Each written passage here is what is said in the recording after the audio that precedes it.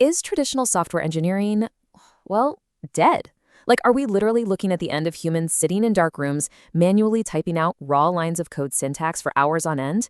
Welcome to This Explainer. Today, we're unpacking some absolutely fascinating insights straight from the bleeding edge of technology to figure out what actually happens when we stop typing and start managing. We're diving deep into the AI industrial revolution, and we're pulling directly from a recent conversation involving some really incredible frontier founders, people who are building everything from autonomous cloud infrastructure to literal supersonic jets and even brain-computer interfaces. And, they're all universally experiencing this massive shift. We're moving away from manual, human-driven building to managing a highly capable, agentic AI workforce. It is fundamentally changing how companies are built, how physical hardware is engineered, and ultimately what it actually means to be a creator. Section 1. The Rise of Vibe Coding, a New Paradigm. Okay, let's dive into this. To really understand this revolution, we first have to look at how the day-to-day reality of the modern engineer is fundamentally transforming. Enter a concept that's been playfully, but honestly pretty accurately called vibe coding. Vibe coding is becoming the new standard. So instead of writing lines of code by hand, developers are acting way more like visionary managers. They're transmitting their intent, their will, and their big architectural goals to an AI agent. You aren't writing the loop anymore, You're telling the AI what the loop needs to achieve, and the AI just writes it. It's like you're treating the model as a peer that you can go back and forth with intellectually, rather than just using it as some mindless tool. For years, the tech industry was obsessed with this concept of the 10x engineer. Well, AI leverage has completely blown that out of the water. With AI agents handling all the execution, we're now looking at 100x or even 1000x engineers. Seriously, the bottleneck is no longer how fast your fingers can type. It's how well you can think, direct, and verify. And this leads to a massive shift in how we even measure productivity. In the old paradigm, value was sometimes awkwardly measured by lines of code produced. But the new paradigm? It's all about fiercely protecting human time by intentionally wasting AI tokens. You basically brute force a problem by throwing 3 different AI models at it simultaneously because burning through compute tokens is just infinitely cheaper than wasting an hour of human labor. You really don't look at tokens as an expense anymore. You look at them as a massive shortcut. So what actually happens to junior staff in this scenario? Essentially, AI acts as a literal instant promotion.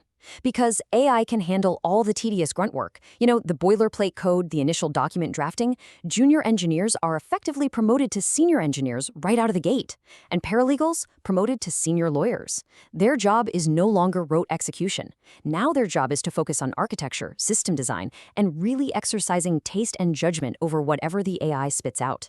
Section 2. Bridging the gap between software and hardware. Now let's pivot a bit and see how these exact same software agents are unlocking massive bottlenecks out in the physical world. If you look at traditional hardware engineering, a shockingly large chunk of it has just been stuck in the 1990s. We're talking about incredibly complex calculations hidden away in isolated Excel spreadsheets, massive silos, and these tedious manual email handoffs between structural and aerodynamic engineers. Well, AI is finally replacing that archaic system. Teams are now using AI to build collaborative software frameworks that allow for real-time generation and automated testing of physical parts. It completely eliminates those manual handoffs. Let's look at how this plays out in something crazy, like supersonic jet manufacturing. Designing a single turbine blade is unbelievably complex, mostly because the blade is actually a completely different shape when it's cold versus when it's running incredibly hot. Traditionally, converting the structures and aerodynamics between those two states takes an engineer a whole day, just for one blade, and there are 1,000 blades in a single jet engine. But with these new AI-assisted workflows, engineers can change a blade's geometry and instantly see the real-time structural and aerodynamic results. This kind of leverage allows just 2 engineers to literally design an entire jet engine. 2 people. Section 3. Autonomous companies and scaling AI agents. Okay, so when you scale this kind of leverage across an entire organization, you step into a totally new realm, the autonomous company. Now, what's really interesting about this next point is this number right here, $14,000. So at the cloud infrastructure company Vercel, they actually unleashed 100,000 concurrent AI agents against their own code base to hunt for security vulnerabilities. For a grand total of just $14,000 in token costs, those agents accomplished what would normally equal several quarters, literally months and months, of manual red teaming security research by massive teams of people. And they did it all in just a few days. That is the true scale of the autonomous company. Section 4, the regulatory maze and using AI for compliance. Now, as we push more of these physical products out into the real world, we inevitably hit the macro level, which is regulation. Let's take a look at the classic, honestly exhausting compliance process.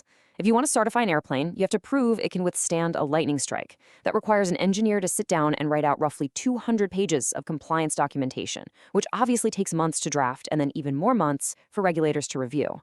Today, though, using specialized AI knowledge retrieval systems, teams can just prompt their way through generating that highly technical paperwork in minutes rather than months. It's wild.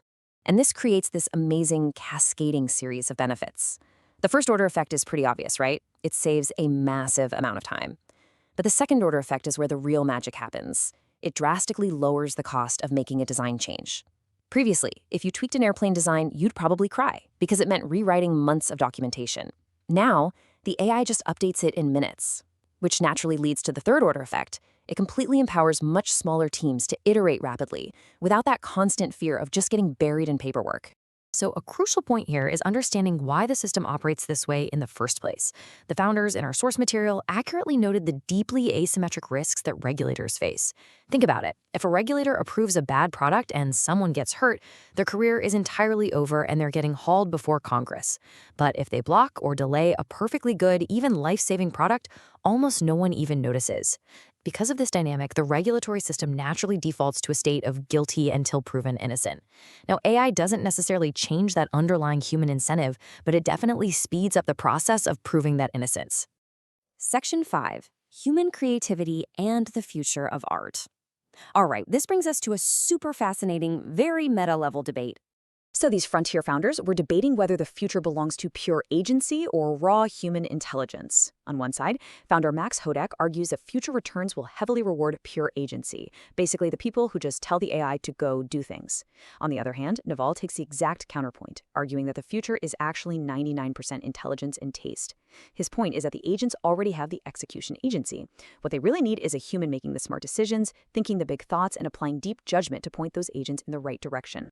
And this naturally led them into a deep dive on the definition of art and creativity. Max actually defines art as meaningful out-of-distribution behavior. So in other words, art is something that completely surprises you. It's something that wasn't predictable from the existing training data and that ultimately changes your future trajectory through the universe. It's a really cool way to think about it. But contrast that with Naval's view. He insists that true art and meaning inherently require human emotion, purpose, and intent. By his definition, an AI generating a beautiful image is just an impressive system at work, kind of like looking at a beautiful sunset. It lacks an ego. True art is when a human actually feels an emotion and then intentionally uses a medium, whether that's code, paint, or even an AI prompt, to convey that exact feeling to another human being. And this brilliantly illustrates the ultimate human advantage, the Kurt Gödel effect. Kurt Gödel was a mathematician who completely stepped outside the formal boundaries of mathematics to prove things about the system itself. It's mind-bending. See, AI models are trained on vast, but ultimately bounded distributions of data. Humans, on the other hand, have this unique, honestly somewhat mysterious capability to step entirely outside of their training data, connect totally unrelated concepts, and create something truly fundamentally new. So if we distill all of this down, what are the remaining human moats? Well, your edge in the AI industrial revolution is definitely not your ability to memorize syntax or execute repetitive tasks. Your moats are your taste, your judgment, your emotional intent, and your capacity to generate genuine surprise. Humans are essentially becoming the ultimate verifiers and the ultimate dreamers in the loop. The barriers to building software, hardware, and even entire companies are dropping to near zero right now. I mean, you don't need 1,000 people to build a jet engine anymore, and you certainly don't need to know how to write a line of code to build a complex app. The execution, it's handled. So the real question becomes, when the agents are ready and waiting to do all the hard work, what will you choose to create? Thanks for joining me for this explainer, and we'll see you in the next one.